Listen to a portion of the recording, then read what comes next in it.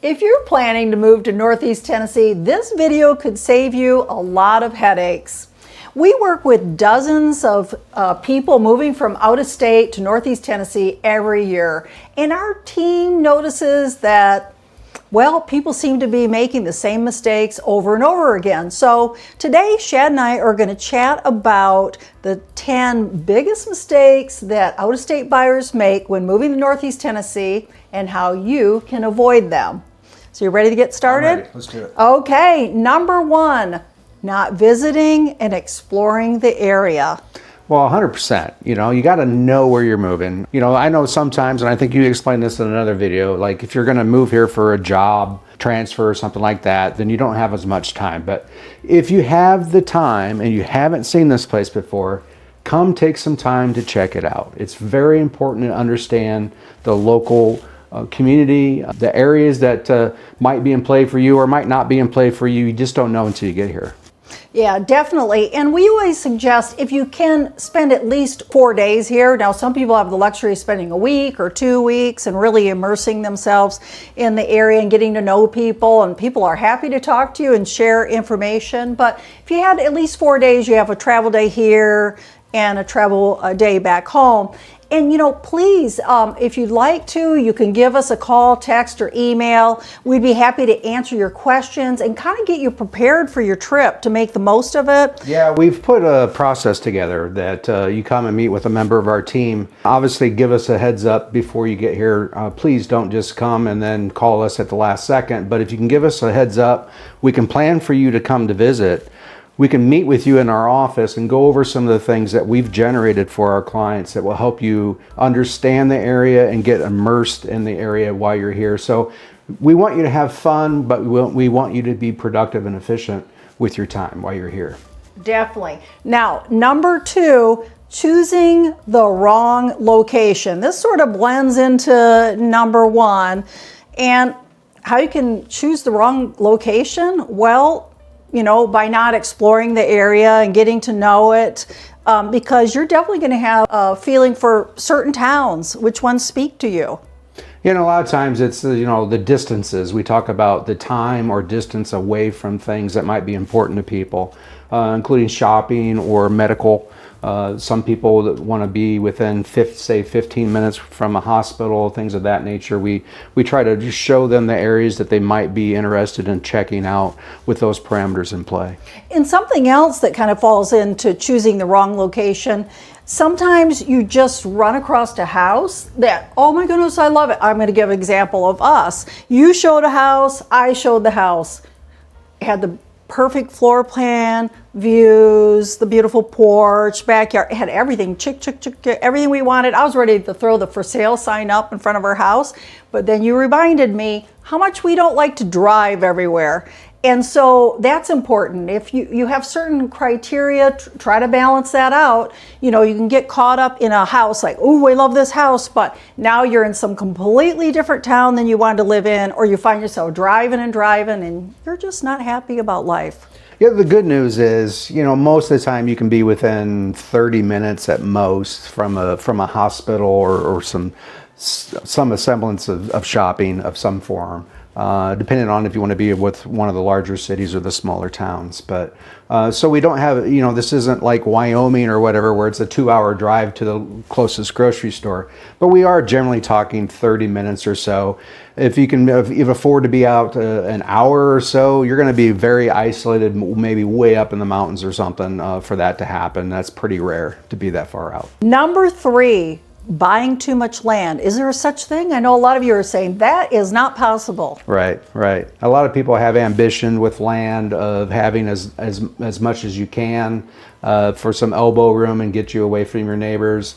But it really does come down to the configuration of the land as well. I've seen half-acre lots out in the country that you have plenty of elbow room. You don't have anyone around you, but maybe a cow and some fields, something like that. But I've also seen 10 acres or even 20 acres of a super long, narrow, rectangular parcel where the driveways and stuff come off the road, where you're really still close to your neighbors, so that might not be ideal, but even though you have more land. So the configuration is very important.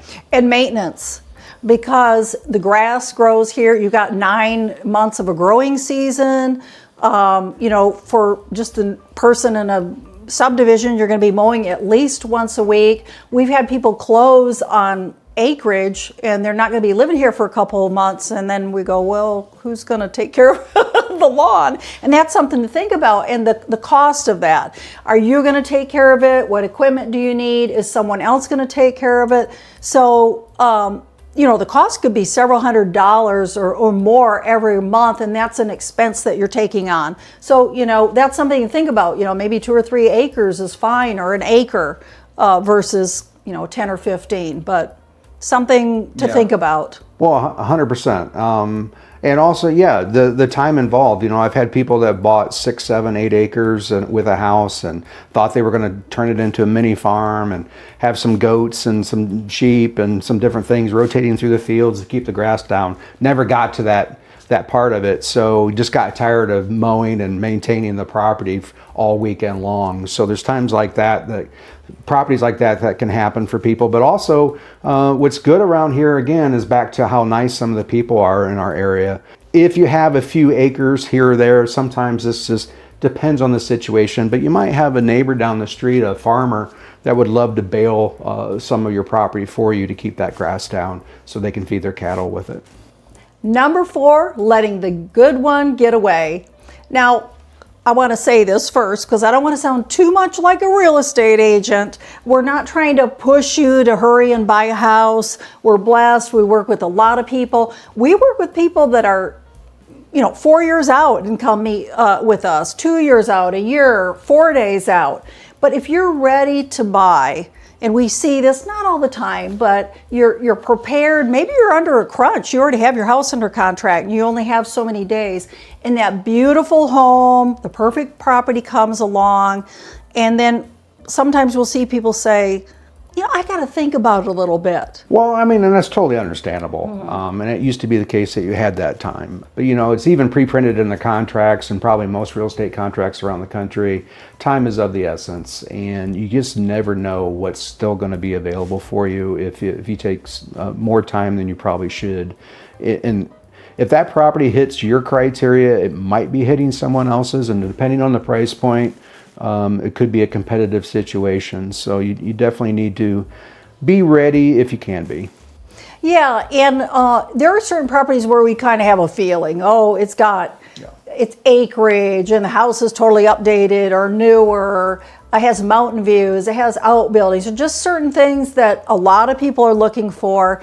And unfortunately, you don't always have the time to take 2 or 3 days to think about it. It'll be under contract, and we just don't want you to be, frustrated and be thinking about that one that got away. Number 5, not being prepared to make an offer. It's very important to have all your ducks in a row.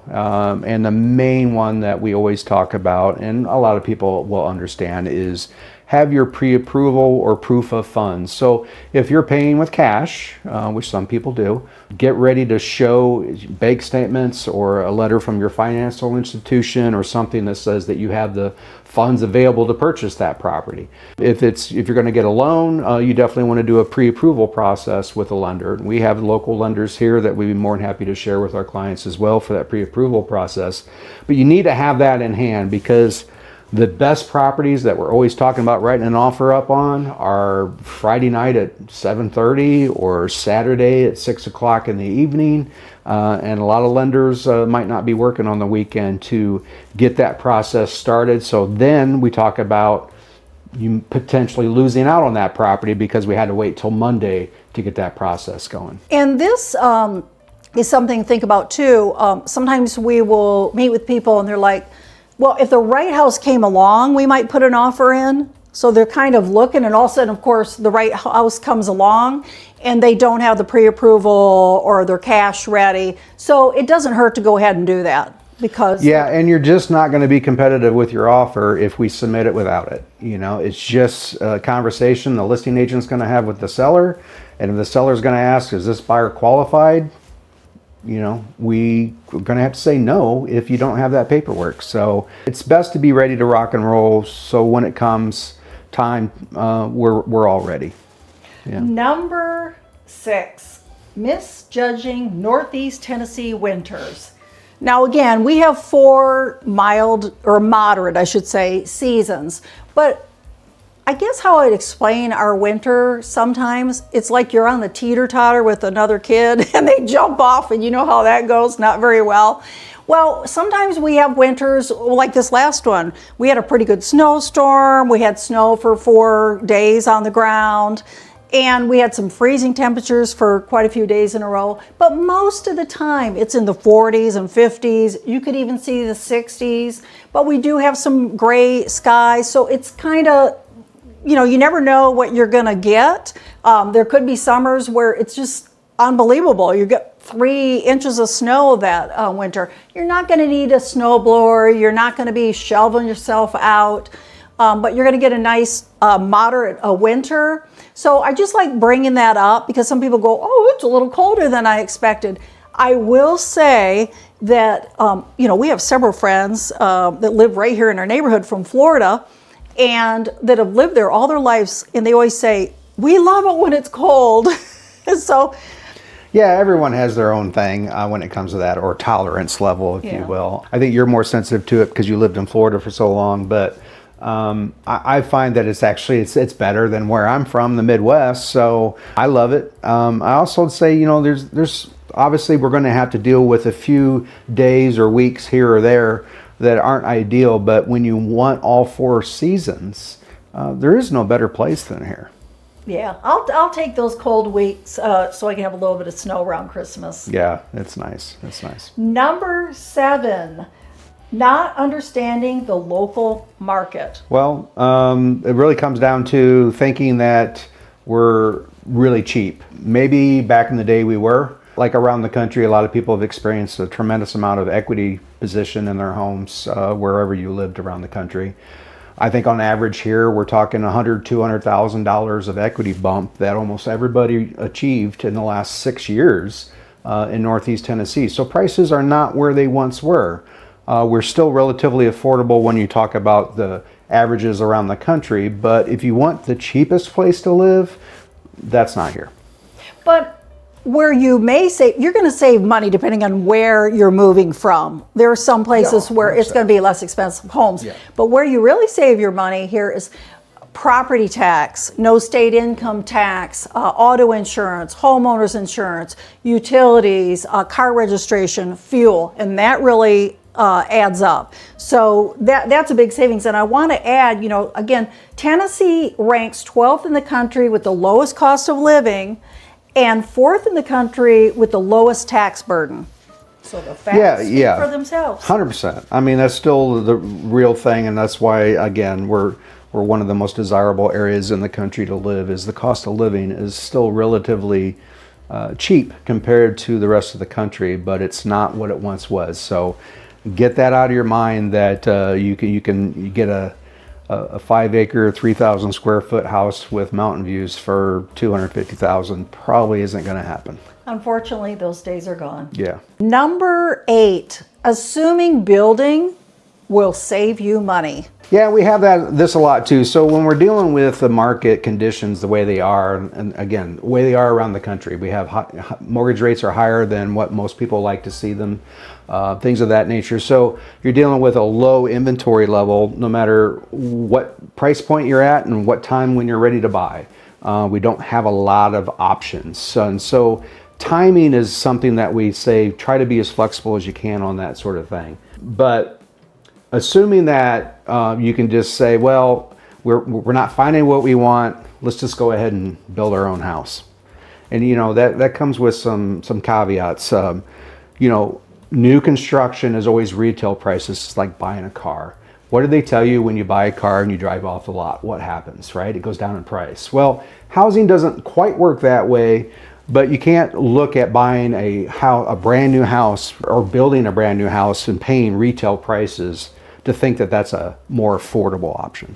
Yeah, and I think a lot of people do consider this, but some people don't realize how much the land prep, having your driveway, your septic, possibly a well, bringing your utilities in, your permits, your landscaping. You're just so many things. Like an existing home may have, have a fenced yard, have window treatments. There's a lot of things that add up that really make it sometimes more expensive. And often we'll suggest, maybe you're going to find that beautiful older brick ranch out there with the mountain views that, you'll do some updates and have a beautiful, you can never change location. Buying a resale home is always the best value. Yeah. It's always going to be the best value. Number 9, buying a temporary home.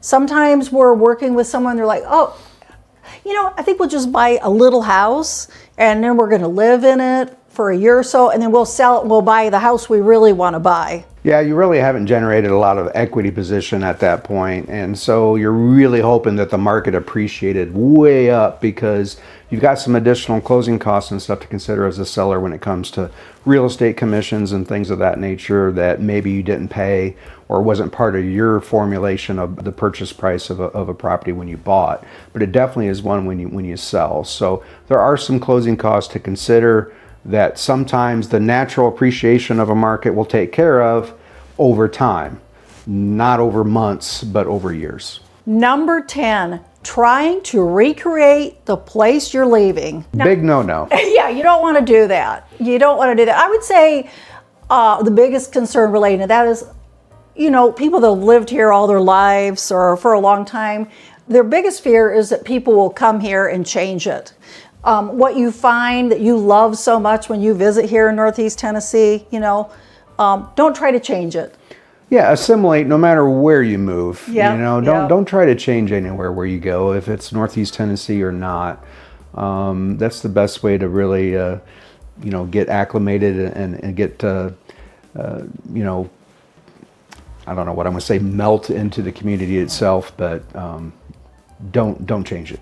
Yeah, and if you let yourself, because I remember way back when I moved from Fort Lauderdale, which is a big town, and I'd lived in large towns for most of my life, it was a little bit of shock to the system. Wouldn't be so much now because it's grown. There's so much here. It's just fantastic. But I did find myself sometimes like, well, why do they do that? Well, we did this. People are probably sick of me.